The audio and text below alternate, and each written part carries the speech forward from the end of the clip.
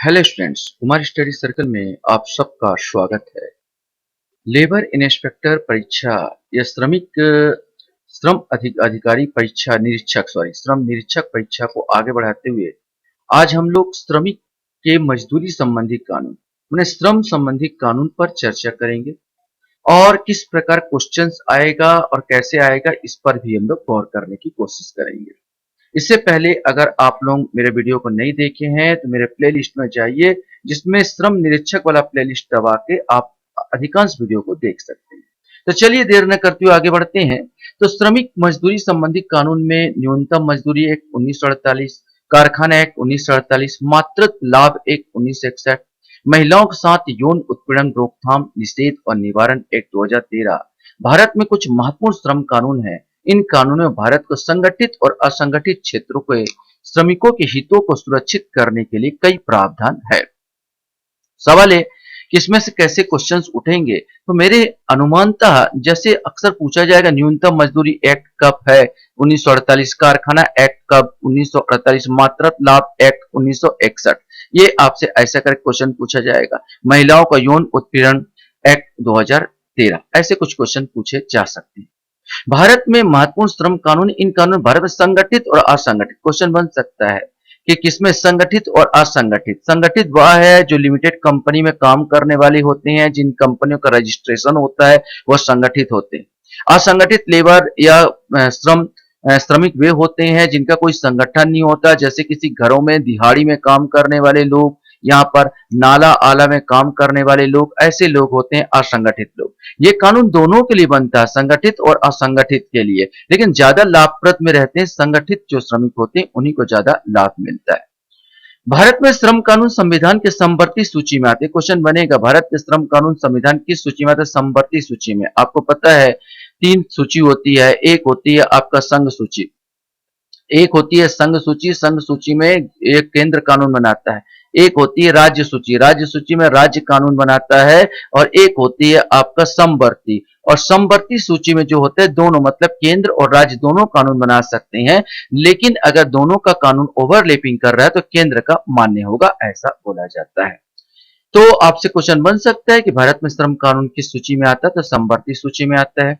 एक नजर हम लोग देखेंगे भारत में श्रम संबंधी कानून की सूची में श्रमिक मुआवजा act 1923, the trade union act 1926, मजदूरी भुगतान एक्ट 1936, औद्योगिक रोजगार स्थायी आदेश अधिनियम 1946, भारतीय औद्योगिक विवाद एक्ट 1947, न्यूनतम मजदूरी एक्ट 1948, कारखाना एक्ट 1948, मातृत्व लाभ अधिनियम 1961, आपका बोनस भुगतान act 1965, MRTU PULP act 1971, payment of gratuity act 1972, श्रम कानून अनुपालन नियम, कर्मचारी भविष्य निधि और कर्मचारी राज्य बीमा। आपको यहाँ पे मेन चीज को देखना है, श्रमिक मुआवजा एक्ट को क्या पारित हुआ था, ट्रेड यूनियन एक्ट को ये भी देखना है, मजदूरी भुगतान एक्ट को, ऐसे कुछ कुछ है, औद्योगिक रोजगार, भारतीय औद्योगिक विवाद एक्ट, आपका न्यूनतम मजदूरी बहुत इंपॉर्टेंट, कारखाना एक्ट बहुत इंपॉर्टेंट, मातृत्व लाभ 1961 इसको देखना है ना। तो ऐसे कुछ कुछ आपको देखते चले जाने।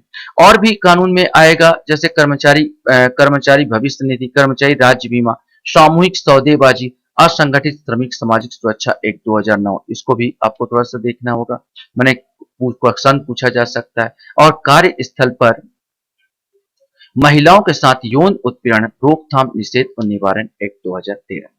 तो सबको तो नहीं, कुछ कानूनों को हम लोग यहाँ पर गौर करेंगे, देखेंगे, जिसमें सबसे पहले आता है ट्रेड यूनियन एक्ट 1926 की बात करता है। यही जो आपका सबसे इंपॉर्टेंट होता है कि हमारे भारतीय संविधान 1901C में संघ बनाने की अनुमति देता है। ये क्वेश्चन बनेगा आपका। यह यूनियन मदद से ही श्रमिकों द्वारा कंपनी का हायर मैनेजमेंट को कर्मचारी की उचित मांगों का मनवाया जाता है। और भारतीय संविधान का अनुच्छेद किस अनुच्छेद में ये सहूलियत देता है ट्रेड यूनियन एक्ट बनाने का? तो 1901C सभी को संघ या यूनियन बनाने का अधिकार देता है। और ट्रेड यूनियन अधिनियम 1926 2001 में संशोधित किया गया है। इसके बाद आपका आता है मजदूरी भुगतान अधिनियम, ये मजदूरी भुगतान act 1936, the payment of wage act 1936 की बात यहां पर कर रहा है। यह कानून सुनिश्चित करता है कि श्रमिक को समय पर और किसी भी अनाधिकृत कटौती के बिना मजदूरी वेतन मिलना चाहिए।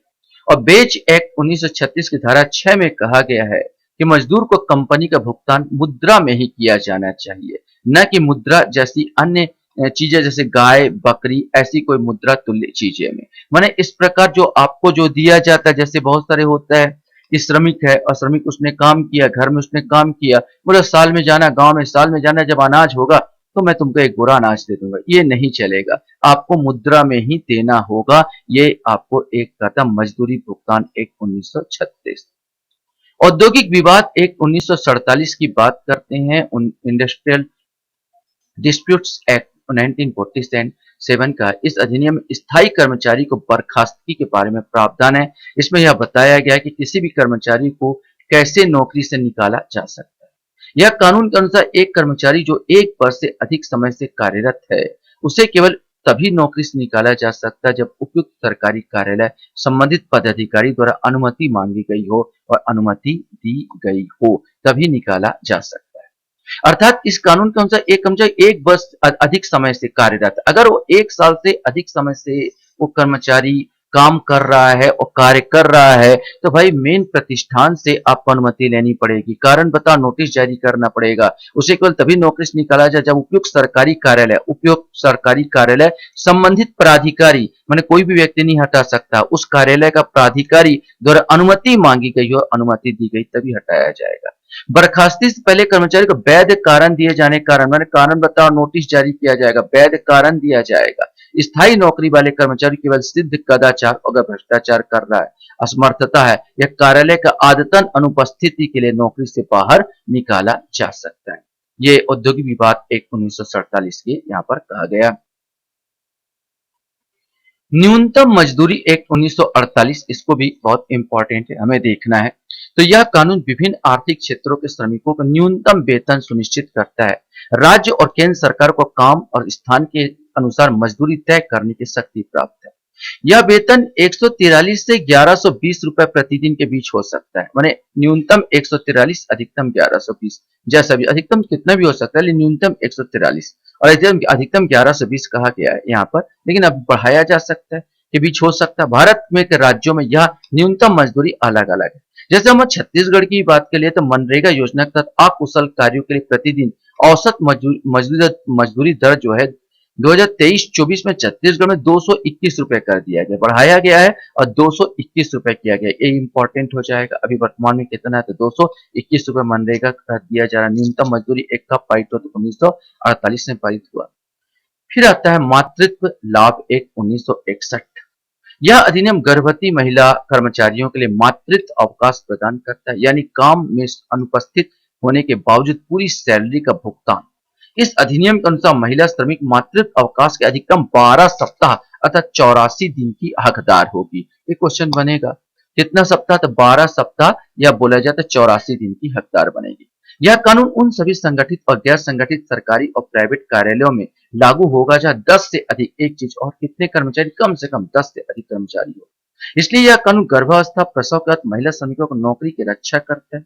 इस अधिनियम 2017 में संशोधन किया गया था, इसमें सभी महिलाओं के लिए 12 हफ्ते तक मातृत्व अवकाश का प्रावधान करता। बिल में अवधि को बढ़ाकर 26 हफ्ते 2017 में संशोधन करके कितना किया गया, 26 हफ्ते किया गया। लेकिन 2 या 2 से अधिक बच्चों वाली महिलाओं को 12 हफ्ते का मातृत्व अवकाश ही मिलेगा। मैंने पहले बच्चे के लिए आपको 26 हफ्ते मिलेगा, 2 या 2 से अधिक बच्चे के लिए, दूसरे बच्चे के लिए आपको 12 हफ्ते ही आपको मिलेगा। ये क्वेश्चन बनेगा, यहाँ से बहुत सारे क्वेश्चन। फिर है कार्यस्थल पर महिला कर्मचारी को यौन उत्पीड़न एक्ट की बात कर रहा है 2013। ये कब पारित हुआ, तो कार्यस्थल महिला कर्मचारी यौन उत्पीड़न 2013, पहला क्वेश्चन तो यही बन गया। Sexual harassment women employment work place act 2013 कब पारित हुआ, तो 2013 में पारित हुआ। यह एक्ट कार्यस्थल पर महिला श्रमिकों को किसी भी प्रकार की यौन उत्पीड़न पर प्रतिबंध लगाता है। यह एक 9 दिसंबर 2013 को लागू हुआ, इसको आपको देखना है। यौन उत्पीड़न है क्या चीज, इसमें क्या क्या आ जाते हैं, तो इसमें आ जाता है पोर्नोग्राफी दिखाना, यौन संबंध बनाने के मांग का अनुरोध करना, यौन संबंधी टिप्पणी, अनचाहा शारीरिक संपर्क करना, यौन प्रकृति कोई अन्य अवांछित शारीरिक क्रिया या गैर मौखिक व्यवहार करना, अभद्र टिप्पणी करना, ये सारे चीज इसके अंतर्गत आएंगे। यह कानून सभी सार्वजनिक या निजी और संगठित और असंगठित क्षेत्र के ऑफिस में लागू किया जाना चाहिए जिसमें 10 से अधिक कर्मचारी है, ऐसा बोला गया है। कम से कम 10 से अधिक कर्मचारी है तो सब जगह ये लागू होना चाहिए। कारखाना एक्ट जो सबसे इंपॉर्टेंट है, इसको भी देख लेना है। कारखाना अधिनियम 1948 में पारित हुआ था, या जो संशोधित करके कारखाना संशोधित अधिनियम 1987 हो गया। क्वेश्चन बन सकता है कारखाना अधिनियम 1948 कब संशोधित हुआ, तो 1987 में यह अधिनियम संशोधित हुआ था। भारत में कारखाना में व्यावसायिक सुरक्षा संबंधी नीतियां बनाने में सहायक है। इसमें कार्यस्थल पर व्यक्ति की सुरक्षा, स्वास्थ्य, दक्षता आदि पर नीति निर्धारित करता है। यह अधिनियम भारत में श्रम और रोजगार मंत्रालय द्वारा, याद रखना किसमें, श्रम और रोजगार मंत्रालय द्वारा अपने महानिदेशालय कारखाना सलाह सेवा और श्रम संस्थानों, इसको DGFSLI कहा जाता है। महानिदेशालय कारखाना सलाह सेवा और श्रम संस्थानों, इसको DGFASLI और राज्य सरकारों द्वारा उनके कारखानों निरीक्षणालय के माध्यम से प्रसारित किया जाता है। तो यहां पर हम देखेंगे DGFASLI केंद्र और राज्य सरकारों को कारखाना अधिनियम के प्रशासन और राज्यों में कारखाना निरीक्षण सेवाओं में समन्वय कर सलाह देता है। क्वेश्चन बन सकता है कि राज्य सरकार कारखाना अधिनियम प्रशासन राज्यों कारखाना निरीक्षण सेवा समन्वय सलाह कौन देता है, तो DGFASLI। यह अधिनियम बिजली और उपभोग करने वाले 10 या अधिक श्रमिकों को नियोजित करने वाले किसी भी कारखाने पर लागू होता है। मैंने जो बिजली का उपभोग कर रहा और जहां पर 10 से अधिक कर्मचारी।